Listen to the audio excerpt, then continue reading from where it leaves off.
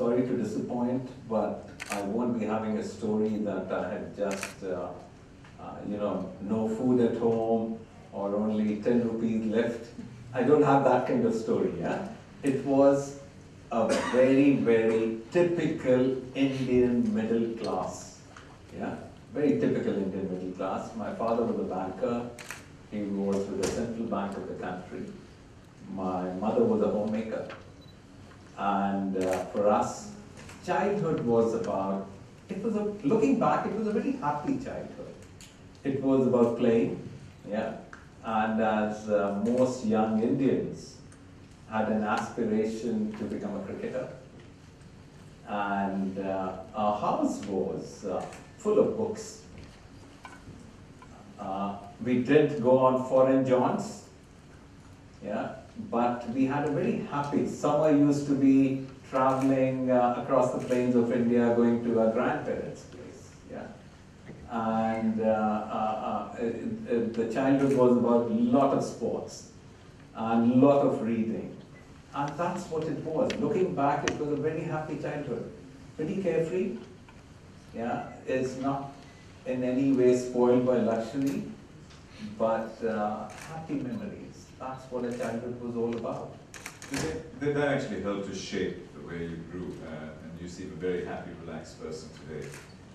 Were the foundations there? Yeah, I think our values we imbibed from our parents.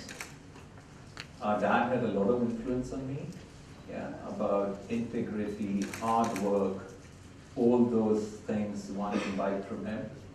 We also had very interesting, we never got pocket money. We had a practice at our home that we knew exactly what our dad earned, and we knew where the money was kept, and our parents had said, you know what your father earns, so you spend the way you deem fit and appropriate. So at a very young age, we had a sense of responsibility. Yeah, that how much we need to spend, where we need to spend. When it came to books, there were no questions asked. Yeah, but rest of the stuff, I think at a very young age, we became very conscious about how we spend money. So that is something which was very telling. And other was our dinner time. Dinner was a wonderful moment when our dad would come back from work, all of us would have dinner together, and he would regale us with what happened during the day. And I think that was instrumental in many ways in my interest in finance. Because he was a banker, central banker, and he would come and talk about the economy, and he would come and talk about money in banking, and that's how my interest in finance came in. So I would say these two things would have in many ways shaped me. And what role did your mother play in this process? Was she more nurturing? Absolutely. Protecting you from your dad? Not really. Like we had a relationship. It wasn't a household of a lot of discipline. Yeah, it was a household where we were made to understand our responsibilities. Yeah, so we knew that when exams are coming, cricket will have to take a back seat and we'll have to start working. And I don't think our parents really were very concerned whether we are working hard or not, because we were doing a reasonably alright job when it came to school. It's interesting, I've interviewed 5 or 6 business icons like yourself already, and somebody wanted to be a fighter pilot, somebody wanted, you wanted to be a cricketer. From there to accountancy, it just seems like a huge shift. And how did that? I mean, you said you had a passion for accounting. Well, cricket was, one loved playing cricket. Yeah, and I remember changing schools so that I could join the school which used to be the champion in Harris Shield. That is the school championship in Mumbai. And in those of you who may be from India, Mumbai, we have 2 school championships, the Guile Shield and the Harris Shield. And for my school, which had very illustrious players who were bred in the school, like Vijay Merchant and all, and I played for the Guy Shield, but I never got a chance to play for the Harry Shield because the school had a huge amount of talent. And I soon realized that, hey mate, you should play cricket for fun. I don't think you'll ever make a great career in cricket. Yeah. So that's when cricket went off. And then it was all about bringing a clarity to what you want to do. And I remember we had a psychological test done in school, which was based on what you want to pursue and whether you're suited to that or not, psychologically. And I had articulated that yeah, I want to do chartered accountancy. And the test was done, and the results were fantastic. They came, man, that's suited for you. I think that reinforced that, yeah, that's what I need to pursue. And so I was very clear when I finished my school that what I'm going to pursue is chartered accountancy. As clear as that. So when you finished your accountancy exam, you obviously came right to the top of the class. What was the first job, and how did you make that decision? Just that early phase, and then we fast forward. Yeah, very interesting. You know, in India, your chartered accountancy is an exam which is conducted on a national basis. So you have, across the country, people take the exams, and then you have a list of merit. And if you're fortunate, as I was, to be amongst the top rankers, then you have a lot of institutions reach out to you and asking you that basically, here is the application, fill it up, and we would be very interested in knowing more about you. Now, I remember vividly is my grandmother used to stay in Delhi, and there was a company called DC and Lin, which was very good in developing. In fact, it was a pioneer in management trainee scheme in India. And I thought I must go for that interview so that I'll get a free airfare and go and see my grandmother. So that one was DCN, but then I had zeroed in on two corporations. One was Hindustan Lever, and the second one was Union Carbide. And in reality, I had applied to just two companies. And I went through the interview process, and those were the days when Hindustan Lever had not consolidated in India. There were different entities. There was the Lipton India, there was the Brookthorn India, there was the Pond's India, and there was Hindustan Lever.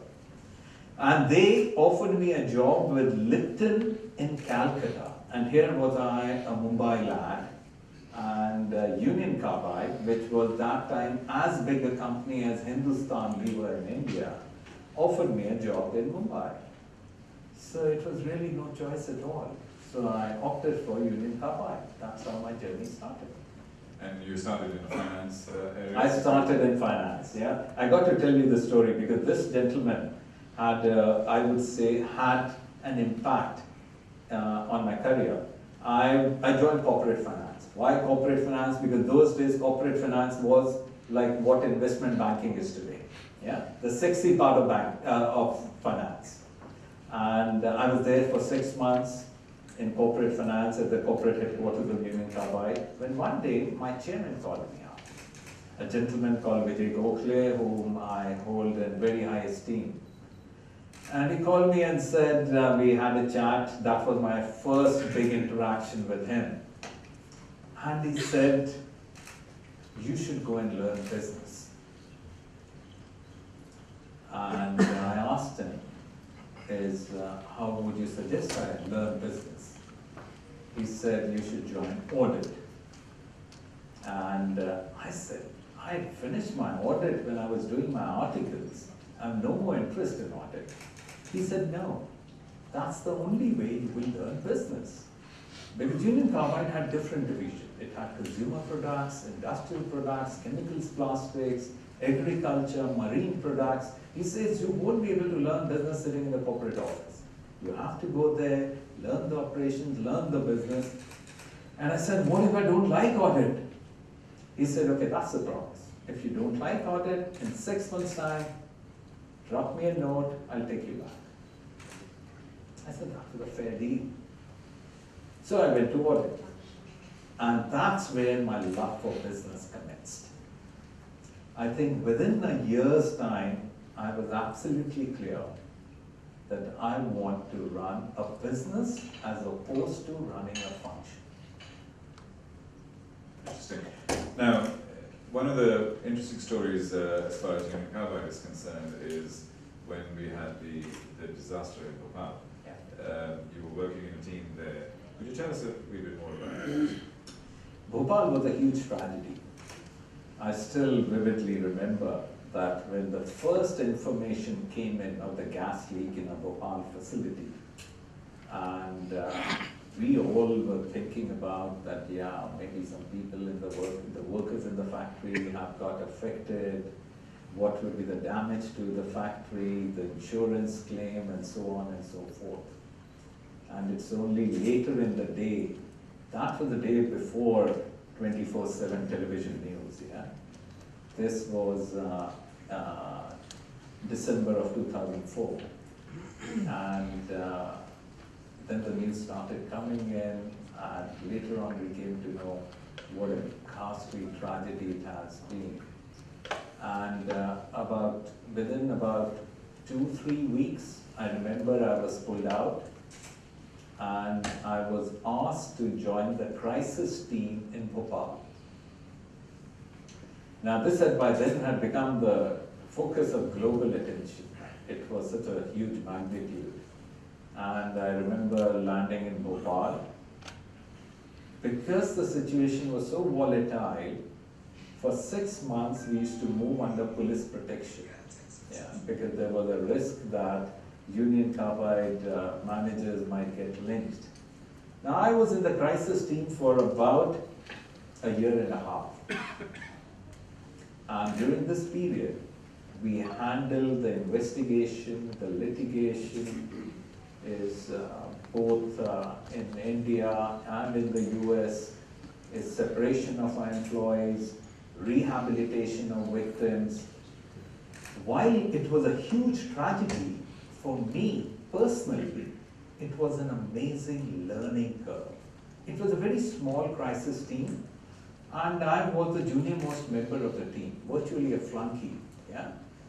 But I got amazing insights into corporate structure, how multinationals operate, is law of torts, jurisprudence, investigation, labor laws, rehabilitation.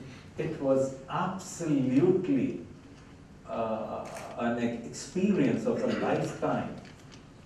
And from that aspect, when it comes to learning, I owe a lot to what I learned during Bhopal crisis. And also this was again an event which in many ways shaped me. Yeah, I was a very active Boy Scout. And Boy Scout, you have a very simple motto. If any of you have been a scout in your early life, it's about be prepared. Yeah. And what the connotation of be prepared means in a corporate life, it certainly got reinforced when I was in Bhopal. Now moving forward quickly from there, are you happy sitting, or would you like to walk around and engage with people? It's perfect. I think when we get into question answers, okay, it would be nice to stretch. Okay, I will do it then. Unilever. I was doing some research, and I dare say a lot of you will probably find that some of the things I discovered quite interesting. The consumer industry, consumer products industry, is the largest industry in the world. I didn't know that until today. Number two, all the consumer industry companies put together, which is P&G, Unilever, Mars, and a few others, they're as big as the fourth largest, the GDP is as big as the fourth largest economy in the world. So only China, US, and I think Japan, or was it Germany? It's probably Japan. They are the only three countries that are larger than the consumer products industry. So it is something, an industry which completely embraces every single part of our life. From the morning, from the time we wake up, to the time we go to sleep. There are many, many, many touch points. So they are an integral part of our lives. Now, how many people here have used a Unilever product? Everyone? When you use a Unilever product, do you If anyone hasn't, I will send you a sample. Send me your card. Do you know all our brands? Well, and I really to this day haven't quite understood the whole philosophy of having brands individually and having 400 brands out there. And how we can do that. So my question to Sanjiv is, what inspired you to join a company like Unilever, number one? And number two, from your perspective, what is Unilever? Because to me, it's just a bunch of brands and it just gets very confusing. Yeah, first how I joined Unilever. Remember I told you before I joined Union Carbide, there were two companies I was looking at, Hindustan Lever, Union Carbide. It came back when is a few years after the Bhopal tragedy, Union Carbide had decided to leave India. And that is when the head of HR of Hindustan Lever, he reached out to me. And we had a couple of sessions. And by that time I moved to sales and marketing, and he was offering me jobs in finance, and I wasn't interested anymore with that. So it went on, we had a couple of meetings, and then I remember an opening came up in Dubai. And those days, Dubai to me was not a place you go for career. Yeah. So I wasn't really interested in going to Dubai. And then I remember one day he's saying, why don't you go and check out? We have Unilever Arabia has just come on show. And go and see that place. Now, Unilever used to sell products here for several decades before 92, but 92 was the time when the management came on show. So, and here those days, the weekend used to be Thursday and Friday, yeah, not Friday and Saturday like now. And in India, we had Saturday and Sunday. So I remember on a Saturday morning landing in Dubai, and I still tell my people, the way the company treated me then, yeah, made me join Unilever. The way, there was a guy who came to receive me, then I had lunch, dinner, breakfast, lunch with different directors. I went to the office, and this was an office which was really throbbing with excitement. You know, when you go into an office, you get the feel, the pulse, what the culture is, what the place is all about. We had managers from 25 nationalities, because Unilever had pulled in managers from all over the globe to set up the Arabia office. And it was a very exciting place. And I thought, wow, this looks good. My wife was a corporate banker with HSBC. So we went back, we talked about it, and we took the decision to come here. But then we said, Matt, let's take a calculated risk. I will go first. You don't check your job. Let us see how it is. And if things go out work, then you quit and come. And that's what we did. But within 1 month, I said, wow, it looks good. Good place, good office, and that's how we came here to Dubai. An interesting story that you shared with us when I met you was the ethos, the essence of what Unilever is, and how it originally started in Victorian times. Can you? Yeah, Unilever is a company which is, the roots go back to nearly 130 years in Victorian England. And today's Unilever is the sum of two companies. Yeah? There was a merger in 1930 between Lever Brothers and Uni Margarine. Lever Brothers was the Briton, and Uni Margarine was the Dutch. And they had one thing in common. They were both using oils. Lever Brothers, oils for soaps, and Uni Margarine, oils for margarine. So this was just after around the time of the Great Depression. And they thought we will bring in synergy by merging so that we could source our raw material much more efficiently. But the origins were pretty back. Vent was much older than 1930s. It was from the Victorian time. And when Sir William Haskett Lever, he decided to set up Lever Brothers, this was in Port Sunlight in England, it was not about with an intention to make huge amount of money. His whole intention was, those were the times when 1 out of every 2 child would not survive a year. Yeah? And this was the time when he decided, I will first lessen the chore of women, and second, make hygiene commonplace so the quality of life could improve. Now, Sunlight was the first branded soap in the world, virtually the first brand. Yeah? That's how the origin of Unilever is. So the ethos, if you talk to our people, yeah, is we never talk about the purpose which commences with how much money we will make for our shareholders. Yeah? For us, our consumers are first, and the purpose is all about how do we create a better future by making people feel good, look good, and get more out of life. And the philosophy is, you look after your consumers, you look after your customers, your employees, and your communities. Once you do that well, the shareholder return will come by itself. That's the ethos of Unilever. So we always say we are a purpose-driven and a value-led company.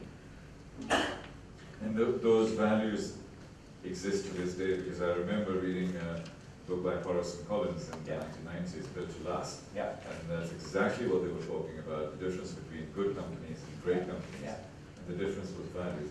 What are those values today that you see in Unilever, and how can you share and inspire the people here? Yes, certainly. You know, Unilever is a business where we have operations in nearly 190 countries, and 2 billion consumers use our products every day. That's our reach. Yeah. And what holds us together across the length and breadth of the world are our values. And when we talk about values, these are very simple values. We talk about integrity. Yeah, it's very clearly. It's the kind of life we want to lead within the business. We talk about respect. Respect for everyone who interacts with us. We talk about responsibility. Yeah, it's very clearly owning up the responsibility. Responsibility to our consumers.